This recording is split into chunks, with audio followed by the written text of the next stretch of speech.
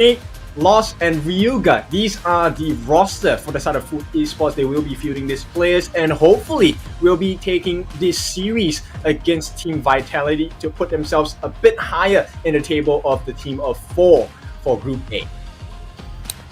Yes, and here is their opponents, Team Vitality. We have Nighty, Shanks in the jungle, Highland in the mid lane, City Boy in the farm lane, and then Benji in the roam. We are going to be seeing, obviously, 2 of the big returning names from, obviously, KIC, which is both Shanks and City Boy on this team. So, again, super excited. Obviously, EU representative, so I'm even more excited to see how our boys do on this stage. But a little bit for information for you there, Ken. On Foot Esports, they actually changed their jungler, Atix, who was their substitute, and he was previously on Besiktas Esports in Season 1 Invitational. So Lost, who is now playing on their farm lane, was Foot Esports' old jungler. So really interesting to see those two be, well, one, for Atix to take over the jungle rather than Lost, because he was a considerably really good jungler, to be honest, and then for Lost to go down into the farm lane. Yeah, you know what? As a shoutcaster, I've seen a couple of role changes across professional players as well. And most of the time, when you see a roster change and a role change, it really makes the world's difference for a lot of the teams. And so this is going to be a testament to how strong the team is going to be on the side of Foot Esports, right? And now, I think if we put ourselves in the shoes of Lost and Atix, it's going to be quite business for them, right? Because now they're on the world stage, they're playing live in front of the audiences. For those of you that don't know, we are live at Sunway Velocity Mall in KL. So I think there's going to be a bit of a pressure coming in for the side of Foot Esports. Whether they can kind of overcome this pressure, I think that will be the challenge for Foot Esports. Absolutely. I mean, looking at that draft, it's a little bit of a different picture there that we normally see. Obviously, no Dolia to be seen on those first 2 bans. So whether the mermaid herself is actually going to grace herself onto the gorge is going to be really interesting in this game 1 between Foot Esports and Team Vitality. They do ban out the Pei and the Shangluan as well. So again, mid lane and jungle ban. There she is. Dolia comes through for the side of Foot Esports. And then over to the side of Team Vitality, we see that Mai Shiranui again hit by that ban hammer, and the Chow is a roam support hero that Team Vitality do not want to play against.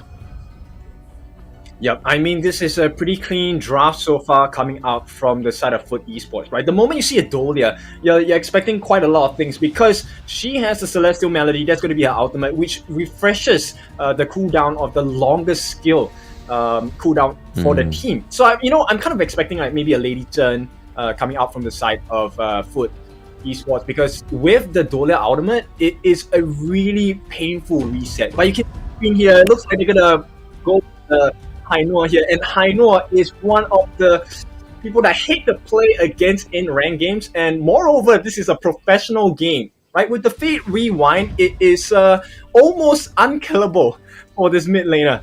Or maybe even jungler, right? So Hainoa is one of the people that I'm going to be keeping my eyes on for the side of Foot Esports. Oh, we get that Dharma pick again, a pick that was coming through yesterday in day 1, but wasn't actually the greatest coming through. So in terms of performance, it was 17% chosen, and the appearance rate and win rate for the Dharma pick so far into day 1 is 0%. So this Clash Lane hero has not been getting the love that he deserves.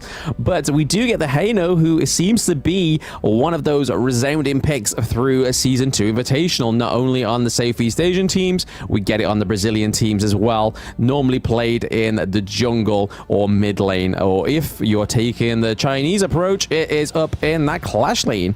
But we are getting onto the second phase of the banning. Yari are getting banned out because they don't have their support on the side of Team Vitality just yet. We could still see something like the Sunbin, obviously synergy with the Kaiser could come through here for Benji on the side of Team Vitality, but Princess Frost and Zhou Yu are both being banned in the mid lane. So again, my Princess Frost, Zhou Yu all getting banned in that mid lane. Will we see a Ganon Mo come through on the side of Foot Esports, or are they going to go for flex the Haino into the mid lane? I'm not sure, right? At this point, Team Vitality's strength, as you can see from the bans itself, they have taken out the Zhou Yu and as well as the Princess Frost, right? And the strength of these two heroes is actually damage over time. And one of the things that you will observe for the fight for Team Vitality is they take a while to get the kills because Kaiser doesn't offer that much damage. Most of the time, they will actually go with the tank build. So they're hoping that they mitigate the risk of having being outbursted or outdamaged by the likes of Zhou Yu as well as the Princess Frost. So they're pretty smart band, and I like the fact that they actually pick up the Mortar, right? Mortar with the Cannon Blast as well as the thing inside the box. Very good buying of time. Thing inside the box, obviously, with the lockdown for the ultimate, will be able to catch majority of the cast on the side of Foot Esports. At the same time, it offers a lot of poke potential coming out. So that pairs and synergizes really well with the Arlie, right? Because she's able to weave in and weave out with umbrellas as well. So I like the thought process behind Vitality's draft so far. But the question is, are they accurate enough, right? Mortar isn't the most difficult hero to play, but when you're playing against a Hainoa and you're playing against a Dharma, they have skills that allow them to kind of reposition themselves. So it isn't that easy to land your skill shots as well. Yeah, I mean, the Motsu we saw very heavily yesterday being picked on all the teams. We are seeing that the Lady Sun and Musashi are fleshing out Foot Esports' team comp there towards the end. And correctly so, the Haino is down in the mid lane now for ourselves on the side of Foot Esports. So those later part bans really kind of put them and pressured them to play the Haino in that mid lane there and forcing the Musashi to come out, which has been a hero that we haven't seen much in the jungle since for a while. I mean, day one, I don't feel like the Musashi came through that often, and then obviously Lady Sun has been that tried and tested farm lane hero that we've been seeing very heavily in the Season 2 Invitational. Yep, I actually have huge expectations for the Musashi.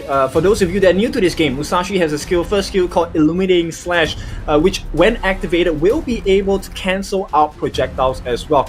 This is also similar to the skill that Arlie offers.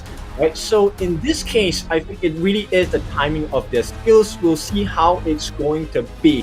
Now we're going to go into the game really soon. Foot Esports against Vitality. Both have their respective win conditions. And at this point, I really think it still comes down to can they take advantage to their side with the stealing of enemy jungle camps.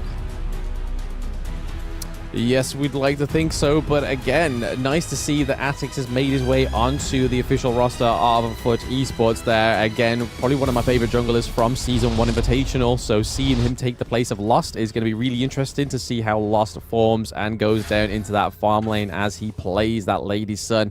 Again, we all know, but those at home may not know, Lady Sun is more of a late game hero, so when it comes to Honor of Kings competitive, you really want to just get her fed up enough to the point where she has all her items, and that's where she starts to peel.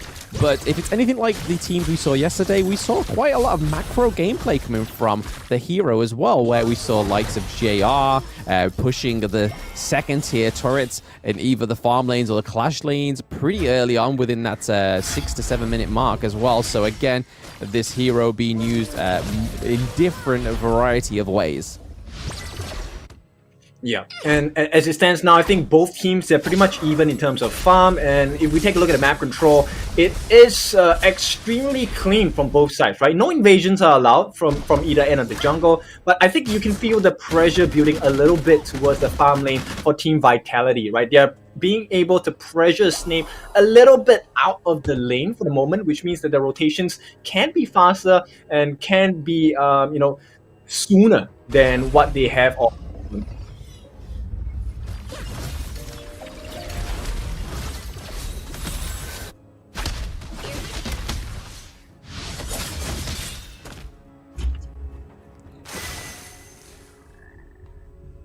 Right. Yeah. Okay. So at this here we point, go. We get that rotation down to the bot lane from Rugar and Lost right now, helping out Haino. So again, we saw a little bit of a switch up in those lanes. So from the mid lane down to the farm lane, We saw the Hino going against the Ali, because again, when it comes to that long-range Ali hero, the Lady Sun falls pretty short against that. So we saw something very similar like this yesterday with one of the teams switching the Hino with their farm lane hero in those two lanes. So seeing them switch from mid down to farm is probably something that's more of a strategy.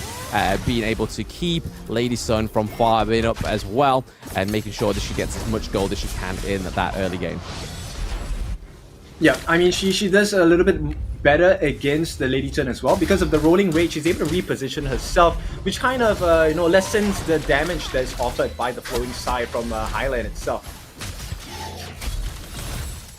Yes, indeed. Oh, okay. We're seeing those Amutsu potentials coming through on that skill one, that obnoxious stun that we all know and love within the competitive scene.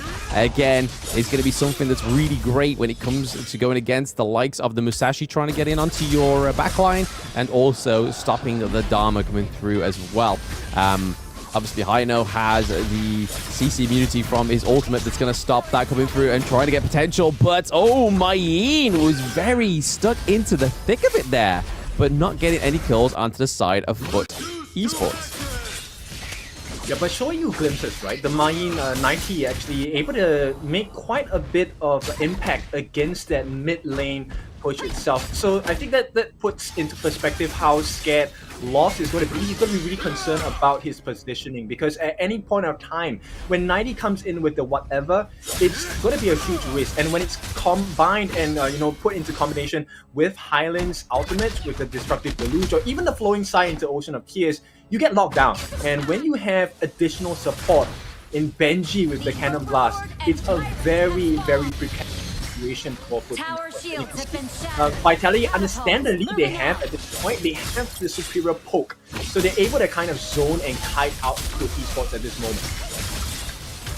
Yeah, there seems to be a bit of a fight here for the Tyrant, and Vitality are definitely securing it. City Boy able to claim the first Tyrant of the game between Foot Esports in game one. But here is Dharma coming through. Void was able to get the Mayin locked down, as well as the Lady Chen. Oh my days, Foot Esports. So again, Team Vitality able to pick up that Tyrant, but they do lose 2 lives in that mid lane. 1 kill going over to Rugar, which again was probably just a mistake of basic attack onto from the Dolia, because obviously didn't really need to get it. But then we saw the Dharma getting the kill as well. So nicely played there by Foot Esports, really putting the pressure on to Team Vitality right now.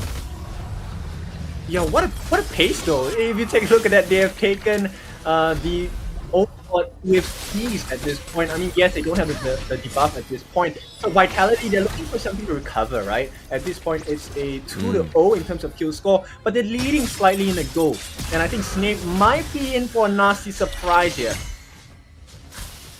Yeah, no, Snape is definitely... There is a delay of an inevitable engage here from the Ali and the Motsu, it seems, down into the farm lane. But again, they have the Vanguard there to aid Snape. But now, to aid Snape is Ryuga and Lost on the rotation, as well as Atix. But they got to be careful, because they've City Boy and Highland have both noticed that their mid lane and their jungler is missing. The enemy jungler doesn't know where they are, because they have no intel on it. But again, it seems to be all bubbling around this mid lane. It's definitely a contrast to what we were seeing between Kagendra and Team Secret. There seems to be a lot more tit for tat in these brawls. Less aggression, more of a slow burn-in. But speaking of slow burn-in, that CC immune comes through for the Hino ult there to escape that 2v1 between Shanks, Benji, and Snape.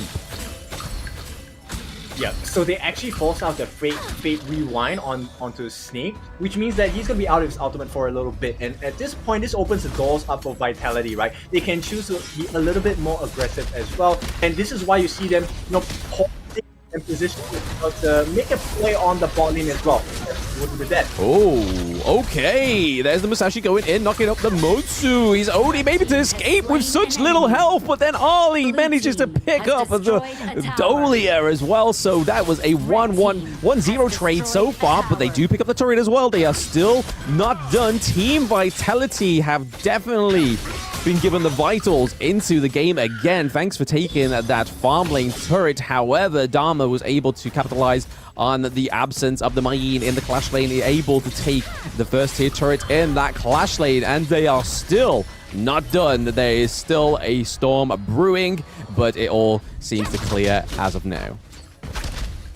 Yeah, you can start to see the cracks in terms of Foot's draft, right? So the moment Musashi dies, they don't actually have a lot of tankiness within their lineup, and this forces them to disengage from fights pretty much as soon as the Musashi dies, right? And if you take a look at what's happening here, CT Void just doing a lot of work at this point. He is everywhere around the jungle camps on the side of Foot Esports, and he has successfully stolen so many camps, especially the buffs as well. And here we go. Shanks actually just gets out, doesn't even need to commit any of these battle spells at this point.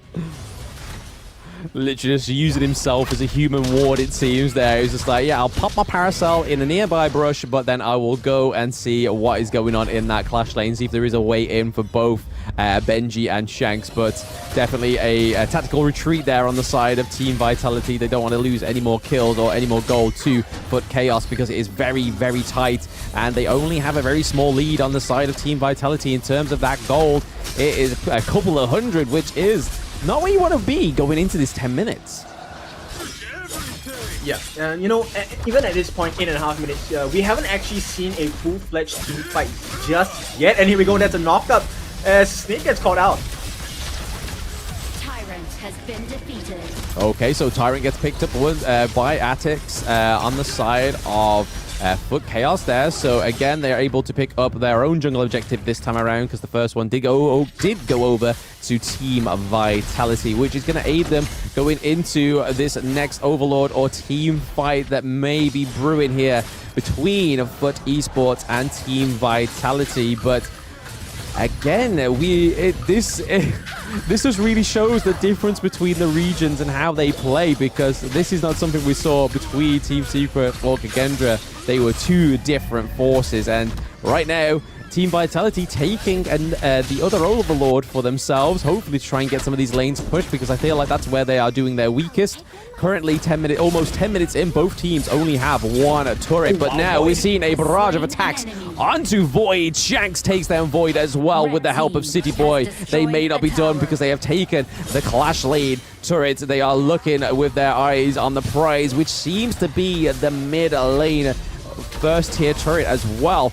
But there's no stopping them. They are looking to help themselves to that sage buff onto the side of Foot Esports right now. There is a lot of damage, a lot of team fights going on. Mayin takes down Foot Snape. So we see the Hino falls. That is a 1-2-0 trade overall, because if we include the Dharma, even though it was a little bit later on within that whole interaction, it was still 2 kills picked up by Team Vitality overall.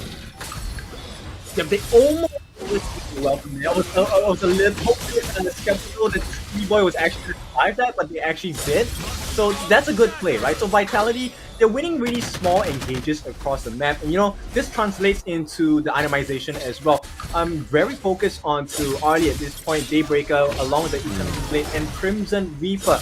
That is insane attack speed and crit chance, as well as critical damage as well. And he's going to be a force to take care of at this point. At the same time, Dawn Light onto the Mortar. He's going for more defensiveness along with the Radiance as well. He wants to give vision to the team. And as of now, I think Vitality playing that poke is just a little bit better than what we have on with Esports. Yeah, that was a nice little tactic there from 90, just checking those phase bushes around the Tyrant, because again, if it was any other sort of unsuspecting team, a little bit team of less experience, they would have had the Dharma just sitting in that brush, as they potentially would have gone for the Tyrant, and then Dharma would have come through and cleaned up, but Mayin was there to stop that, thankfully. But again, it seems like this may be where we get a team fight. Snape goes down. Shanks is absolutely killing it on the Arlie right now. Kaiser into the back of the line there, trying to soak up a lot of damage. We see Dharma doing quite a bit of damage onto Motsu. Mutsu as well, but there's a lot popping off here for Team Vitality. Taking a double kill is 90, and they take the first tier turret as well. They are taking all the prizes going into that 12-minute mark of the match. Yeah, Vitality, they're just better at this point because, what can I say, 99, right? At this point, Mayeen is making such good plays, pincering in from the backlines as well, and they reward themselves with the tier 3 in the middle. Now, the map is for the kids. Everything is, up for your choice, right? It's grocery shopping for the side of Vitality.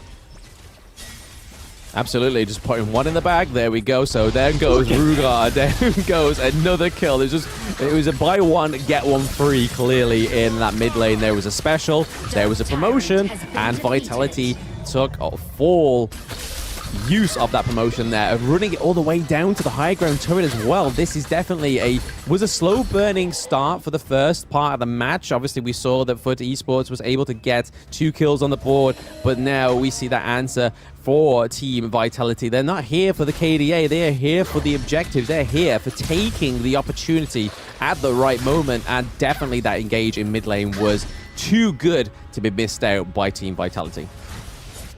Yep, and it's hard, right, for the fans of FUT Esports. If you take a look at the itemization by the Musashi itself, he's actually doing quite good work. He has the Blood Rage with the Force Guard's Embrace as well as the Blazing Cape, so he is tanky.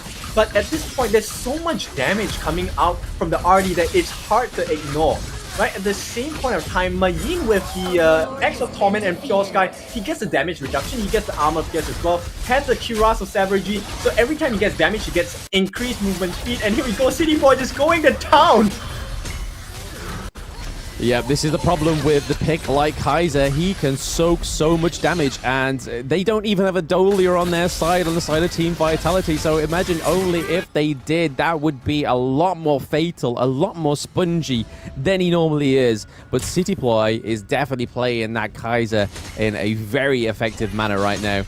Great push then in the Clash lane. It's already pretty low, halfway for that second tier turret in the Clash lane right now, as those Shadow Vanguards are spawning as well. So we can only see more aggression being pumped up here in these lanes for Team Vitality. Kaiser getting stuck in onto the Dolia, but nobody here to respond. We see Mayeen and Lady Chen already coming from the left side, and we have Mayeen in the back taking FUT Esports' red buff. So not only is Ali going to have more damage now, Atix is going to be losing out on that red buff also. So down goes the second tier turret in the Clash lane. They are looking for that higher ground turret now in the Clash lane for the side of Team Vitality. There is that stun from Mutsu as well.